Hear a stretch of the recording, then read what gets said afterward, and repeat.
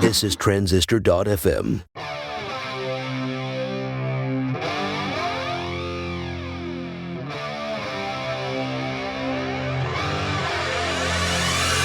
Hey, how's it going? Justin Jackson here, and it has become a tradition for me to release new episodes of Product People leading up to MicroConf in Las Vegas. This is a conference run by Rob Walling and Mike Tabor, and it's just for independent software entrepreneurs. It's a great conference. I look forward to going every year, and this is a great time to release this conversation I had with Nathan Barry. Nathan doubled down on his software project called ConvertKit, and in about a year took it from $1,300 a month to about $1 million in annual recurring revenue. But him and his team didn't stop there. They went on to double that number, and we get into that in this episode, part one of my conversation with Nathan. And before we get into that, just a reminder, I'm doing another podcast called Mega Maker, megamaker.co. And the idea is I'm trying to make 100 things in 1 year. The shows are really short, between 10 and 15 minutes long, and people have been really digging it. My friend Peldy from Balsamic Mockups just let me know he'd listened to all of them over the spring break while he was out on his jog. And he actually became a sponsor for this month. And the deal's so good, I thought I'd share it with you too. If you go to balsamic.com, that's BALSAMIQ, and use the code MEGAMAKER, you get $10 off Mockups 3 for desktop. This is what I use for all my wireframing for websites, mobile apps, and web apps. You got to go check this out. Balsamic.com, coupon code MEGAMAKER, and you get $10 off. It's a great deal. All right, now let's get into this conversation with Nathan.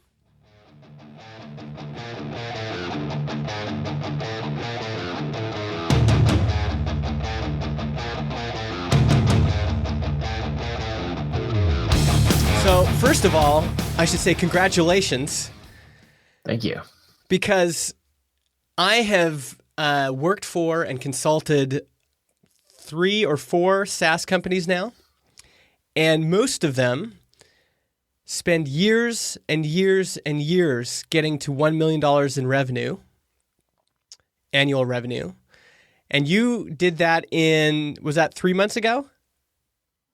Yeah, that was in December 2015. So yeah, 95 days ago we hit it. And how long did it take to get from when you went full time on ConvertKit? How long did it take to get to $1 million in annual recurring revenue? Yeah, that would have been 13 months. 13 months. 14 months. 14 months. Yeah. Though I like to remind people that it started 3 years. You know, it took 3 years. Yeah. Everyone likes to focus on an overnight success of some kind, and I always like to remind people of the years prior. Sure. The years in the desert. Yes, exactly. But a full-time focused effort, 14 months or so. And actually, while we're talking, we've talked about it before, but some people might be hearing this for the first time. What happened in those 3 years in the desert? Why were you struggling those 3 years to kind of gain traction? Yeah, so the first 6 months were really focused, great effort. I was trying to get to $5,000 in recurring revenue within 6 months. And that was a lot of people start counting from the day they launch. I start counting from the day I start working on it. We made some good progress, got to $2,200 a month in revenue, which was good. But then, if you have other channels to bring in money, first of all, recurring revenue is the hardest thing in the world to sell. Yeah. Oh man, is it wonderful once you get it going. But I had no idea how hard it was to get going. And then I also I had this other, blog and book and training business where I did courses and all that. And I think for every dollar that I made from ConvertKit, with the same amount of effort, I could make $50 or $100 on the book and training side. And so I honestly just didn't work on ConvertKit that much. It was 10 hours a week. And then by the time it was at its lowest, which was October 2014, which ended $1,300 a month in revenue. I was working on it like 4 hours, 5 hours a week. And you just can't build a business like that. Everyone wants to build side projects, and man, you just can't. It didn't work for you. Something that scale. Yeah. Okay. And so then you decided to double down on ConvertKit, which was a big gamble because you were really leaving a bunch of money on the table. You had this big machine going. It's also interesting to compare you and our friend Brennan because he took the opposite strategy, and it's worked out great for him too. Yeah. But you decided to double down on the SaaS business. What took you from, let's say you were around $2,000? Yeah. $2,000 a month? 1,300. 1,300. What took you from that to $1 million in annual revenue? It was direct sales. So instead of I'm a huge fan of content marketing. Mm-hmm. It's how I built an email list of almost 40,000 people. And that's how I've, made the majority of my money selling books and courses. And that's what I was trying to do for selling ConvertKit. The problem was, as I was being rejected like 50 times a day, and I didn't know it. And that's the thing is when you're selling through content marketing, it's a lot of education, and there's a pitch, on your sales page or at the end of the blog post or something. And people are reading through it like, oh man, great blog post. And they might write a comment or something, but they're still rejecting you because they didn't sign up for the product. Yeah. But they're not telling you why. Yeah. Because there's no conversation there. Whereas in direct sales, if I say, Justin, buy this thing. And you're like, yeah, that's cool, Nathan. Thanks for showing me about it. Yeah. I can say, seriously, why aren't you going to buy it? And you have at this point, you're socially obligated to give a reason that you're not giving me money. Yeah. And because you want to help and all that, you will. And so with direct sales, I just started reaching out to people. I made a Trello board to track my sales process. Yeah. We're a little more sophisticated now. You're more sophisticated in what way? Oh, we use an actual CRM called Base, and we have, we're reaching out to hundreds and hundreds of leads every week rather than, just me but what I really did is with the Trello board, I had two contacted, interested, very interested, and then signed up. And then over on the side, I had a few columns for reasons that I was rejected, basically. Yeah. And so I just said, okay, who could use ConvertKit? And I'd write down 20 names of people that I thought of or blogs I came across who might need a new email marketing tool. And I just email them and say, hey, I see you're using MailChimp. Is there anything frustrating you about it? And that got the ball rolling. And so, the first month we closed $300 in new accounts. And the next month it was another $500 in new accounts. And that method really got us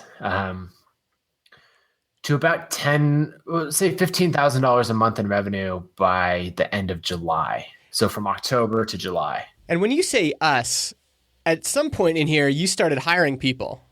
Yeah, immediately. As soon as I made the decision to double down, I invested $50,000 into the product. I hired someone to run customer support and then a lead developer to run all of the development. So rather than outsourcing like I was before, I brought it on. So when you say hired, you mean real people on payroll, you're paying benefits, you're doing all that stuff. We didn't have benefits early on. But yeah, payroll, we're paying all the taxes and everything like that. And then my lead developer has equity. And so he had just come out of Y Combinator with another startup and is very, very talented, sharp guy. And I couldn't match his current salary. So we did a mix of equity and salary. So basically what he needed to live on plus equity. Yeah. Just as a side note, why would he want to work for you? We have a long history going back. We've worked together at a few different companies.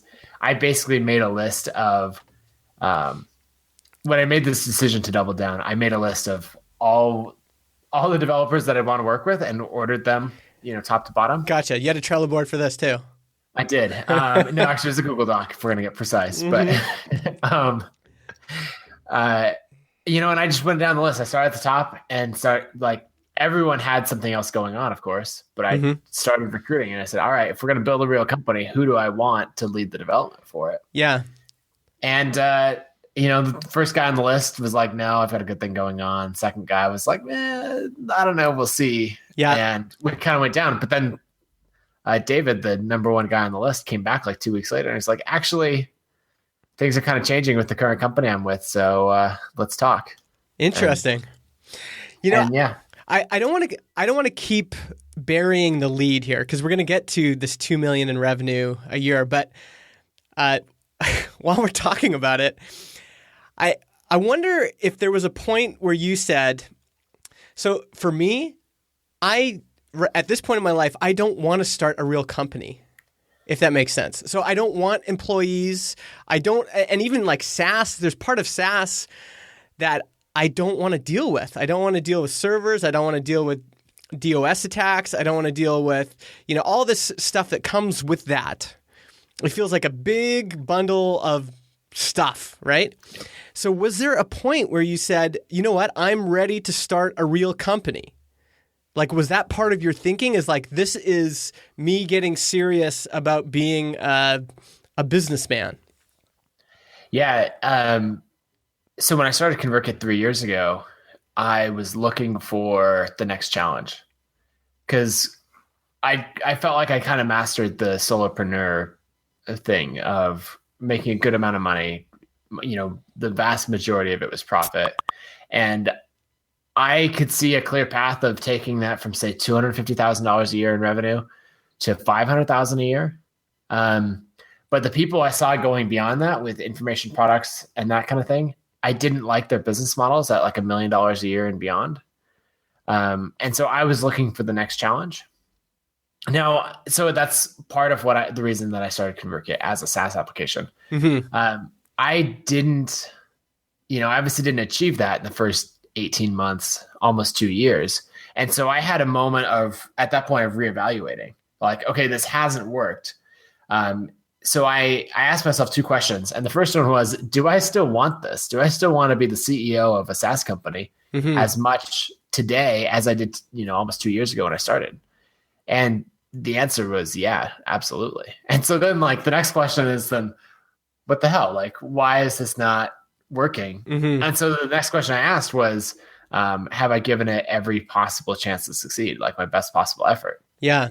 And if it's a side project, if you're putting in, 5 hours a week, the answer is hell no, you haven't. Like that's the opposite of your best possible effort. And so, I realized there was a disconnect between like what I truly wanted and my actions. And so was the goal of $1 million in revenue, was that your main goal? Is that what kind of motivated you to want to move forward with ConvertKit? My initial numbers, like when I was talking to David, my lead developer, and I actually just a couple weeks ago made the change to officially make him a co-founder of the company. Our initial numbers, our dream was to get to 50,000 a month in revenue. Mm-hmm. We have a lot of peers in the bootstrap software space, and $30K a month in revenue is great for a SaaS app. You can have a nice life on that. Mm-hmm. And then I knew we could go beyond that, so I was hoping to get to 50, and then eventually to say 100,000 a month in revenue. Mm-hmm. But what I'm trying to figure out is why. So why for you? Because we have friends that are fine with. There's two guys working on a product. They're both making good money, and that's okay. They don't want to grow beyond that. I was just talking to Peldy, and he was sharing the story of how he did not want to grow at all. He just wanted to be one person, and he finally, acquiesced and hired one. So why for you did you want to go beyond that? Why do you want to go? What's pushing you to go to 100,000? Yeah, I like the challenge. If I'm not learning new things, I'm not interested anymore. And I kind of reached the end. I don't want to say this to sound arrogant or anything like that, but I could make $250,000 a year off of my blog effectively on autopilot. It takes time and all of that, but there's no new thoughts and no new techniques that go into it. I'd figured out a system for doing that reliably. Mm-hmm. And I can, with limited effort, I can keep executing on that. But the money is not the interesting thing. It's the it's almost a way of keeping track of how much you've learned and how much you're growing. Mm-hmm. And then, so there's that side of it. I wanted to keep pushing myself. And the other side is I like teams. I find solo work to get lonely. Mm-hmm. And I also like to be able to leverage other people's skill sets. I want to take on bigger things, and I don't want to do it by myself. I want a team of people to do it. And, I just like I like providing a great work environment for other people, and, all that stuff, reading the articles of companies like WildBit and Basecamp and all these others, as they're putting a lot of effort into a great company culture, and, they're learning how to lead a company and all of that excites me. Mm-hmm. So I have another friend, Josh Kaufman, who has, like, in another way, totally mastered the self-publishing world. He's the author of self-publishing and traditional publishing. Yeah.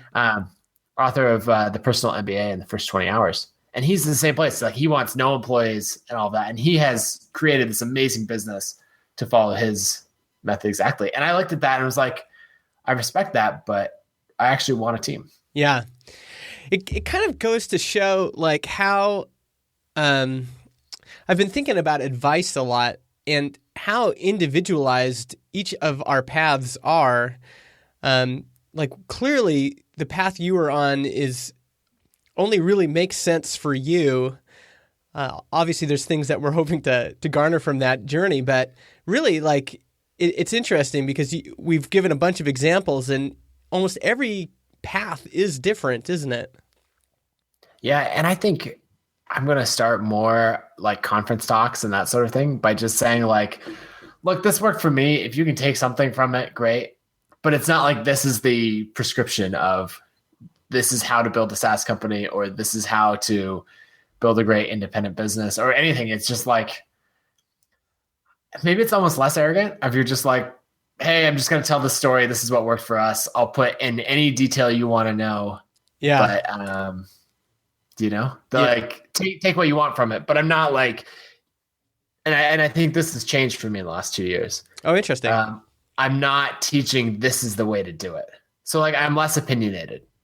And I'm less interested in being like a internet famous personality, I guess. Why did that change? I see, like, a lot of the commentary on little things of, when some company does this or gets some other valuation or sells or any of these other things, new products coming out, I see it as very temporary. And, like, I'm not sure exactly why it changed, but I no longer have the desire to comment on it and to be the first one to get an article out about any of that, or really to be as much of a thought leader. I want to build my company and my team, and I want to enable, thousands of people to reach their own audiences through our software. Yeah. But yeah, I'm not in the same position of, like, if somebody, I used to feel this decently often, someone would write about, like, pricing strategies or something like that. Yeah. And they might, like, take images or graphics that I had written in, like, one of my long articles and use that and not cite me. And not, like, that used to really bother me. Yeah. And now I'm like, I don't even care. Like, just get the ideas out to whoever happens to need them. Yeah. I don't care if I get credit. I'd learned it from someone else anyway. And so, I don't know. I just don't care about that game anymore. Yeah. And, okay, let's get back to ConvertKit, because this is actually really interesting, but I think this thread will be kind of interwoven throughout everything here. So you built it to $1 million. One thing we haven't talked about is who's the customer for ConvertKit? Yeah, so it's professional bloggers. So we do email marketing for professional bloggers. So the irony is that you're targeting people that want to be thought leaders. Yep, absolutely. And I might come back to that world eventually. Yeah. I still write my own blog, but now it's once a month or so. Yeah. So why did you land? Yeah. Why did you land on professional bloggers? And so give us some examples. What are some high profile or just some folks people would have heard of that are using ConvertKit? Yeah. So a range would be Pat Flynn from smartpassiveincome.com. He's got a really popular podcast and blog. Another one in a totally different space would be a site called wellnessmama.com. Okay. They are an insanely popular, like family and life and wellness blog. And then, we have blogs from people who make tiny houses to, we've got Leo Babauta, who runs the most popular habits blog on the web at zenhabits.net. So that whole range, someone who has built a great audience and they're teaching their audience every day, and they're able to make a living from that. A lot of great authors as well. So that's kind of the professional bloggers. How we got to that point was originally we're doing email marketing for whoever happens to be frustrated with these particular things in MailChimp. Yeah. Turns out that's not an effective marketing strategy. Yeah. So then I was trying to think, okay, who are people like me? So who are making a good living online. They have an audience. They're selling products, and they're likely to have the same problems. Yeah. Then I went to email marketing for authors because I described myself as an author. Mm-hmm. Turns out most people who describe themselves as authors, their dream is to one day self-publish a Kindle novel for 99 cents. Yeah. And they're not a good customer. Yeah. So we had to get away from, I learned when we did email marketing for authors, we got a bunch of terrible customers who would churn out after a month. But we also got a lot of help and support from people with well-established blogs and communities who said, oh, that's exactly for my audience. Let me promote it. And I'm like, yeah, we don't have an affiliate program. They're like, I don't even care. It looks like a great fit for my audience. I'm going to help you out and promote it. And so the targeting worked. It was just the wrong targeting. Yeah. So then we tried email marketing for course creators and just trying to narrow in on that. And then professional bloggers is what we settled on. And it's not perfect. We have a lot of customers that aren't professional bloggers. We have a lot of SaaS companies and startups and podcasters and everybody else. Yeah. But it gets to the core message. And it also is a little bit aspirational with the professional in there. So we get a lot of people who are saying all right, I'm signing up. I'm just getting started, but I'm taking this seriously. So I'm going to go with ConvertKit instead of MailChimp's free plan because this is the tool that will take me all the way through. Interesting. So part of the job to be done there is that they're saying, I'm hiring this product because it signifies something emotional for me. Mm-hmm. Yeah, absolutely. Now, when we hear big names like Pat Flynn, how much of your revenue is folks like that, and how much of it is just people we haven't heard of? Yeah, so about 3/4 of all of our accounts are on the 1,000 subscriber plan for $29 a month. Our biggest account pays us or contributes 1.5% of our revenue. And that's a $2,500 a month account. So we have the biggest account is 25% of your revenue? No, $2,500 a month. Oh, okay. Which is it changes every day, of course, but 1.5, 1.6% of our revenue. Gotcha. So we're not reliant on anyone. If we lose a big customer, it would obviously really suck, but it's not like we're heavily dependent on that. Yeah. We have a lot of great people in the middle who have, 5,000, 10,000, 50,000 subscribers. Okay. And were you literally doing sales with all of them? Everyone was going into your Trello sheet, you would meet, some blogger and you would put them in your Trello sheet and bring them through? Or was that, so really? Yeah, every single one. I mean, we get occasionally people would sign up organically. We get, back in October, maybe one account a day would sign up organically. Okay. And so I would do the outreach, and it didn't matter whether you had 500 subscribers or 5,000. I would reach out and close that deal. And everyone was like, dude, that doesn't scale. Yeah. That's not going to work. And especially to make it worse. If to the end of the sales process, you're trying to convince someone to switch email marketing providers, they could love the product. They're like, okay, ConvertKit sounds great. The tagging, all the stuff, the automation, I love it. Man, I don't want to switch. Yeah. It's so much work to switch. I'm just sorry, I'm just not going to do it. Yeah. And so we rolled out something we called concierge migrations, where we do the entire switch for you for free. Mm-hmm. And initially we did that for everybody. And so Wow. not only would I like hunt down a $29 a month account and convince them to switch over like 2 Skype calls, but then I would switch over all of their forms, autoresponders, and everything, export, import their subscribers, remap their tagging. So it was terribly unprofitable. But how many people did you do that with? You 2 Skype calls, concierge onboarding. How many people? At least 75. Wow. And now we've done it with so many more. We do it now. Now we have a team that handles migrations and a team that handles sales. And but I had a call this morning with a blogger friend who's switching over. He used to run one of the most popular personal finance blogs on the web and then sold it. Now he's starting a new site. And so caught up with him for half an hour. And then I was like, hey, send over your login info. And, I have a little calendar meeting with myself scheduled for a little later to go switch him over. Wow. And most of the time I don't do that these days, but it's only going to take me an hour, and I like the guys. Was there ever a tipping point?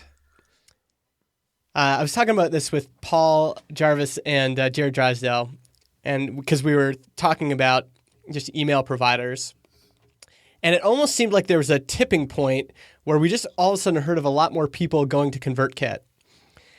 And I'm wondering, was there, once you hit a certain mass, like there's enough people on it, did you sense that people were more willing to switch? Like all of a sudden they're in a kind of, not a peer pressure kind of way, but a social, there was social proof. Yeah, a little social proof, but social dynamic there where people are like, okay, well, everybody's there. Maybe I should go there. Yeah, absolutely. That happened around July of last year, right? We were at about $15,000 a month in revenue. And that I started to be able to name drop bigger and bigger names. Yeah. So when I would reach out, just super short email, but I would just say, hey, anything frustrating you with MailChimp? The reason I ask is I run ConvertKit. It's an email marketing platform for professional bloggers used by X, Y, and Z. Once I got to name drop Leo Babauta from Zen Habits, who, anyone who's been around the blogging world for a long time is like, oh yeah, I remember when Leo's site was named, like one of Time Magazine's 25 websites that makes the internet great. Like, newer people haven't heard of him as much, but anyone who's been around a while has. And so stuff like that started to get basically what I learned, and what made me willing to do all the work for direct sales is that every sale I made the next one the tiniest bit easier. And early on, like it was really tiny, the amount that it was easier. Yeah. Once we closed our first account that had 100,000 subscribers, then all of a sudden every person who had 10,000 subscribers who was saying like, man, I don't know, I'm kind of a big deal. I don't know if ConvertKit can handle me. I'd say like, well, look, Joel just switched over 100,000 subscribers and he likes us. So I think we can take care of you. Yeah. So that got easier and easier. Pat Flynn switched over in July, and then in late August, we were allowed to start talking about it. Why did Pat switch over? So he was really he was on Infusionsoft, and he was really frustrated with the complexity of it and always having to hire out all the functionality or hire people to do it. He wrote like a 5,000 word blog post on why he switched. So you can Google that. Yeah. So it was that. I worked pretty hard on the direct sales side of things. I flew to San Diego to meet with Pat. Wow. And I, like most people, just aren't willing to do a lot of the direct sales things. Yeah. Like, a couple times I got on a plane and I did one trip where I went New York, Nashville, San Diego, back home. And then, a month later, I flew out to Nashville again to meet with a few more people. Wow. And was that primarily, you were just thinking, once I get those names, there'll be enough social proof that I can, was that your thinking, or what was the thinking? Yeah, that was definitely a factor. I was trying to build up our affiliate program as well. And I was looking for advice and suggestions. I was trying to get Pat to be an affiliate. Actually, that was the main thing. And he had kind of tentatively agreed to that. And then like a month later, he was like, actually, I really hate Infusionsoft and I'd like to switch everything over. Wow. And then then he ended up falling in love with it and put together this ridiculous promotion plan where he was like, yeah, I want to have you on the podcast. I've got this demo video that's going to come out on my, on my little TV show. I want to write this review. And he sent me the review and I was like, Pat, do you want to be an advisor? Yeah. Because this is some pretty epic promotion. Yeah. And so then we brought him on as an advisor as well. Does he get anything else though? Does he get affiliate sales? Like, was there any other incentive for him to switch? So he, as an affiliate, he gets the same affiliate deal that everyone else does. It's the 30% recurring commission. Gotcha. And then, he has a little sliver of equity in the company as an advisor. Yeah. One thing I was thinking about, SaaS sales cycles and just how hard it is sometimes to sell SaaS. And obviously you've put a lot of work into it. One thing I was thinking about was you really have, when you're talking to people, the person you're talking to also has the credit card. And there's only one decision maker.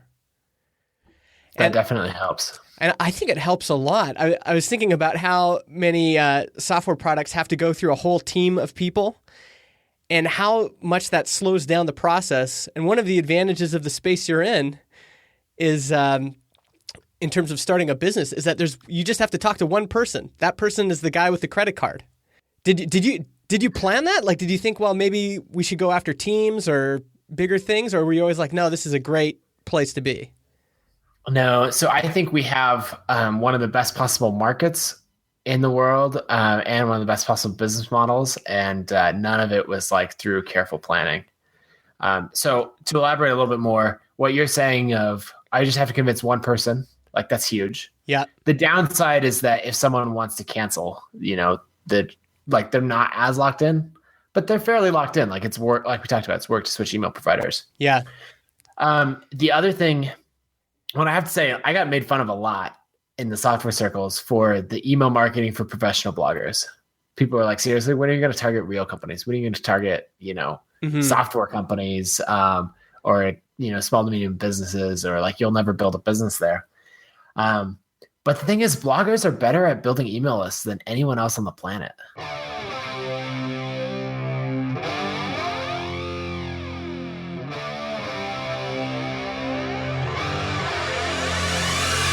Oh, man. I really hate to stop it there, cut this episode short, but the rest of the episode is coming in part 2 of this conversation. I also wanted us to really chew on what Nathan said there. He said, we have one of the best possible markets in the world and one of the best possible business models. And, there's a lot of focus right now on product and making the product great and product market fit. But there's this other dynamic to product market fit, which is how easy is it to get someone to pay you for that product you've created? And what Nathan, he said he kind of accidentally stumbled on was this idea of he only needs to convince one person to take out their credit card. But you might be building a product where you have to convince a whole team to do that. And so we get into that in the next episode. Stay subscribed, stay tuned for that. I just also want to thank, again, Balsamiq for sponsoring my other show, megamaker.co. And if you go to balsamiq.com and use the coupon code megamaker, you get $10 off the desktop client version, which is the one I use. So go do that. You can get a hold of me on Twitter. I'm the letter M, the letter I, Justin. Or go join my newsletter for product people, justinjackson.ca/newsletter. I try to send a newsletter every Saturday, and it covers everything from tactics to the human side of building products, all the struggle and overcoming the struggle. All right. This is fun and glad I was able to put out another episode. And like I said, stay tuned for a few more that if you're going to MicroConf, you'll be able to listen to on the plane, and maybe I'll see you there. Talk to you soon.